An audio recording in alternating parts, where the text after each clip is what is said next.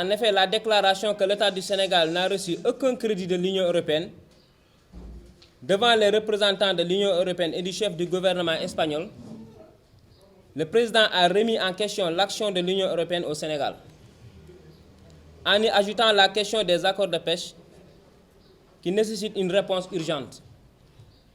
On comprend l'empressement des dirigeants de l'Union européenne à lui parler directement. Ce n'est pas une mauvaise chose de poser les vrais problèmes sur la table. Ces deux questions seraient-elles à l'origine de la décision du président de se rendre brusquement à Bruxelles dès ce lundi pour rencontrer les dirigeants de l'Union européenne pendant 2 jours? C'est fort probable. Vu leur importance et le fait qu'elle engage la responsabilité directe du président.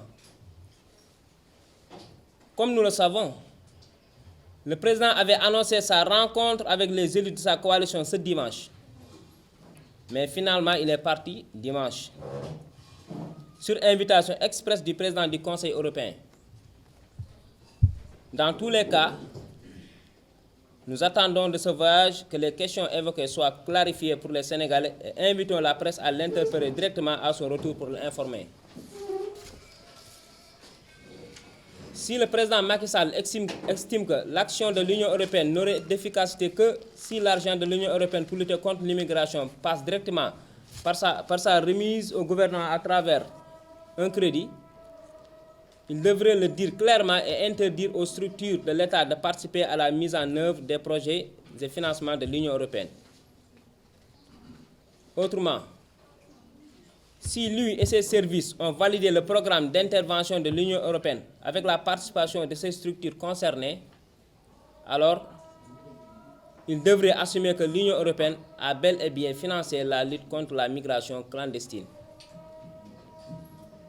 Nous comptons distribuer le document portant sur les différents projets de l'Union européenne à la société civile et aux Sénégalais et attendons le rapport du gouvernement qui tarde à être produit.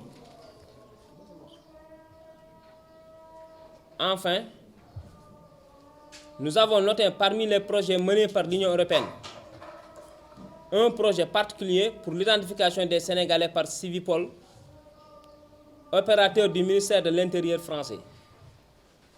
Ce projet d'appui à l'état civil s'accompagne de l'identification biométrique des Sénégalais. Nous pensons que cela vise à identifier les immigrants clandestins potentiels à partir des zones de départ identifiées afin de disposer de leurs coordonnées civiles et biométriques pour pouvoir les rapatrier s'ils n'ont pas de papier à leur arrivée. C'est une préoccupation légitime pour l'Union européenne que de développer les moyens techniques d'identifier les migrants. Mais le hic est que ce projet est confié à un opérateur du ministère de l'Intérieur français, Civipol, en relation avec une structure belge, Enabel. Les données personnelles biométriques et celles de l'état civil sont des données personnelles et sensibles.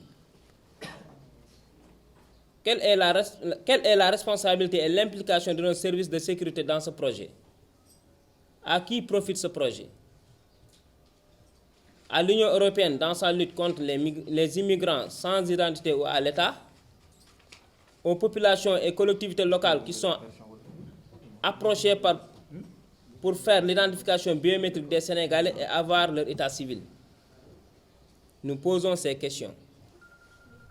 En conclusion, ensemble, nous estimons avoir fait notre devoir d'informer les Sénégalais sur les accords de pêche et les financements de l'Union européenne pour la migration et l'emploi des jeunes. Il appartient maintenant aux acteurs sectoriels concernés de prendre leurs responsabilités face à l'État. En particulier, Nyon Langue ne peut se substituer aux acteurs de la pêche pour demander la suspension des accords illégaux. Les acteurs sectoriels doivent prendre la parole. C'est aussi aux populations bénéficiaires affectées par les financements de l'Union européenne de prendre la parole pour dire si les projets réalisés sont utiles et efficaces pour les jeunes dans les zones de départ touchées par l'immigration. Merci beaucoup.